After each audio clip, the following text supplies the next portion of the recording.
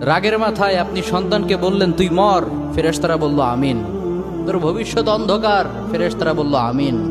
রেগে মেগে আপনি আপনার মেয়েকে বললেন জীবনেও তোর কপালে স্বামীর ভাত জুটবে না, ফেরেশতারা আবারও বলল আমিন। আচ্ছা, আপনি না সেই ব্যক্তি যে তার নিজের জীবনের চাইতেও সন্তানকে বেশি ভালোবাসেন? আপনি না সেই ব্যক্তি যে তার সন্তানের জন্য হাসতে হাসতে নিজের জীবনটাও দিয়ে দিতে পারেন? আপনি না সেই ব্যক্তি যে আল্লাহর কাছে নিজের চাইতেও সন্তানের জন্য বেশি দোয়া করে? তাহলে কি করে নিজের হাতে নিজের সন্তানের এত বড় ক্ষতি করতে পারলেন? Doesn't make any sense. Common sense বলতে কিচ্ছু নাই আপনাদের? আপনারা কি জানেন না আপনাদের রাগের মাথায় বদদোয়া করাগুলো ফেরেশতারা আমিন বলে? দাওয়াতুল ওয়ালিদ আলা ওয়ালাদি, বাবা মা তার সন্তানের জন্য যেই দোয়া করে সেটা ভালো হোক কিংবা বদদোয়া হোক, আল্লাহ সেটাই কবুল করে নেয়। এজন্য খবরদার, নেভার কার্স ইউর চিলড্রেন।